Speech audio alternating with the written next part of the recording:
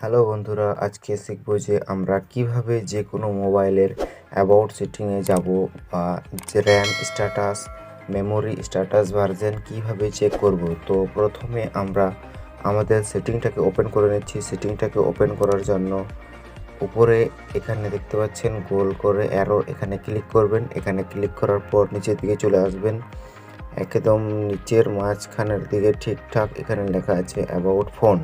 তো অ্যাবাউট ফোনে ক্লিক করবেন। এখানে ক্লিক করার পর দেখতে পাচ্ছেন চলে এসছে, এটা আমার রিয়েলমি ডিভাইস। তো আমি রিয়েলমি ডিভাইসে দেখাচ্ছি। দেখতে পাচ্ছেন এখানে ডিভাইস নেম রিয়েলমি 5i, এখানে ভার্সন, এখানে রিয়েলমি ইউআই ভার্সন, এখানে অ্যান্ড্রয়েড ভার্সন, এখানে দেখতে পাচ্ছেন প্রসেসর স্ন্যাপড্রাগন, এখানে র্যাম 4GB, আর এখানে স্টোরেজ অ্যাভেলেবেল দেখতে পাচ্ছেন, টোটাল স্টোরেজ, এখানে সব কিছু মানে মডেল নম্বর, সিম কার্ড স্ট্যাটাস, মানে এখান থেকে স্ট্যাটাস, আইএমই, আইপি, এখানে দেখতে পাচ্ছেন সব কিছু রেগুলেটর, মানে এখান থেকে আমাদের যে কোনো মোবাইল, যে ধরনের মোবাইল হোক না কেন, এখান থেকে সেই সেটিংটাকে দেখতে পাবো।